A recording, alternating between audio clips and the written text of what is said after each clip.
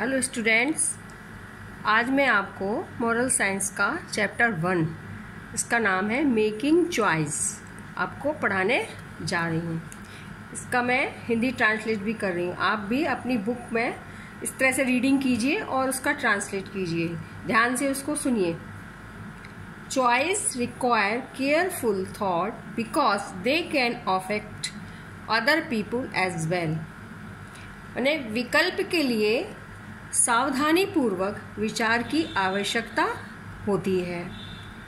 Your choice also reflect your priorities and your value system,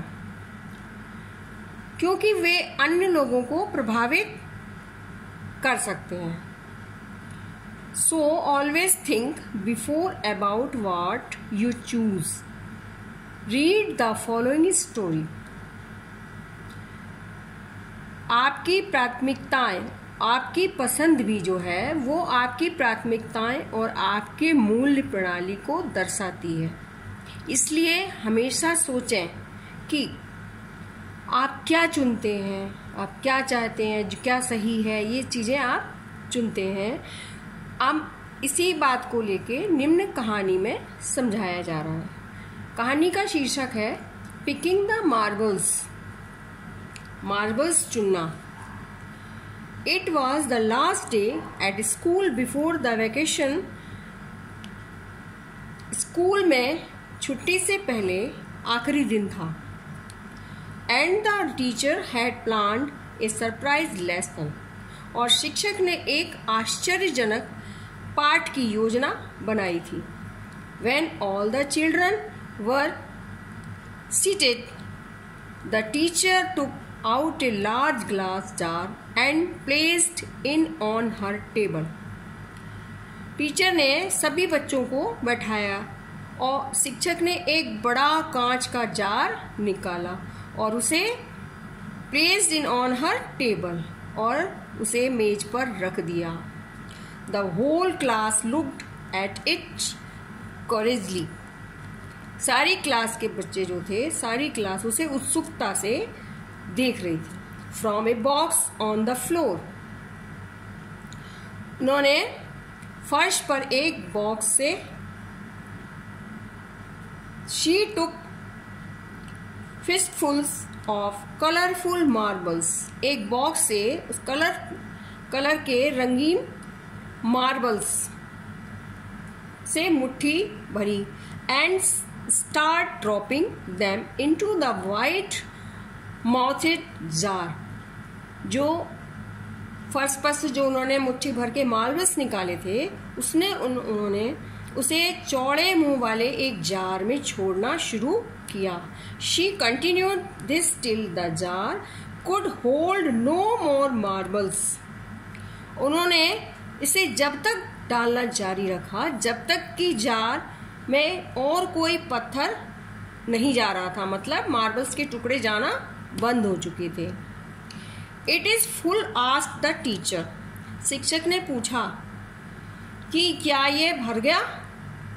yes shouted the children. बच्चों ने कहा हाँ, भर चुका है। The teacher open another box. From this box she took out tiny pebbles and started dropping them into the jar.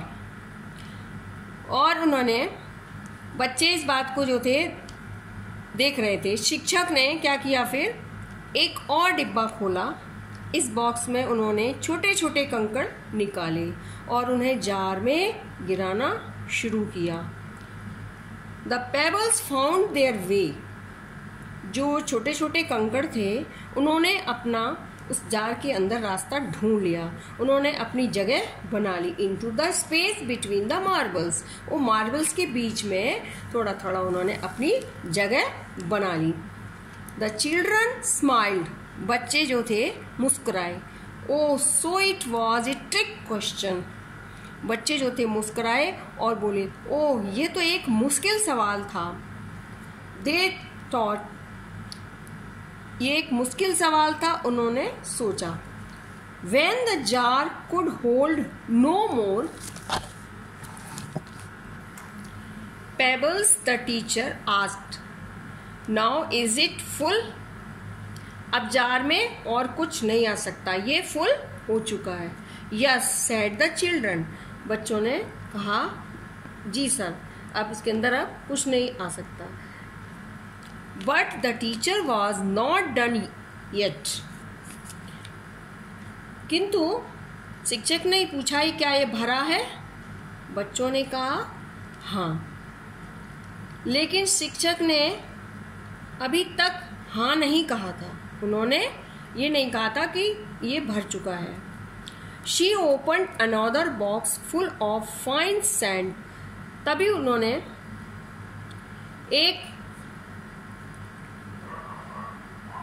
एक रेत से भरा एक और बॉक्स खोला। यूजिंग ए स्पून, और उसे चम्मच से उसको यूज किया, चम्मच से उस रेत को निकाला। उन्होंने रेत से भरा एक बॉक्स खोला और एक चम्मच का प्रयोग किया रेत डालने के लिए।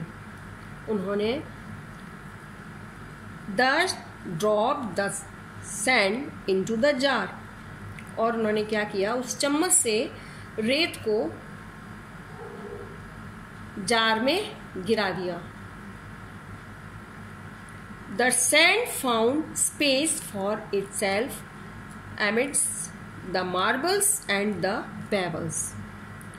जो रेत थी, जब उन्होंने चम्मच से उसे गिराना शुरू किया तो रेत जो थी इसमें भरती चली गई, और उस रेत ने अपनी मार्बल्स और पेबल्स जो थे, कंकड़ जो थे, उनके बीच में अपनी जगह बना ली थी, और उसमें उन्होंने चम्मच से उसको भरते चले गए। She added several spoonfuls until the jar could hold no more sand. वह जब तक चम्मच से भरते रहे जार को, जब तक कि रेत से पूर्ण नहीं हो गया। Now it's definitely full, shouted the children. तभी बच्चे चिल्लाए, अब यह फुल हो चुका है। The teacher said to one of the children, please go and fetch a glass of water. तभी शिक्षक ने बच्चों से कहा, कोई जाकर एक गिलास पानी लेकर आओ। When the water was brought, the poured into the jar, और वहाँ पर पानी को लाया गया, पानी का गिलास भरकर लाया गया, और इसके बाद उसे जार में डाल दिया गया। But the children were surprise to see that there was space for the water too. बच्चे जो थे ये देखकर हैरान थे कि पानी के लिए भी इसमें जगह थी। But what does the experiment mean? Asked one child. तभी एक बच्चे ने पूछा, इस प्रयोग का क्या मतलब है? किंतु इस प्रयोग को हमें क्यों दिखाया है, इसका क्या मतलब हुआ? द टीचर सैड, तब शिक्षक ने कहा कि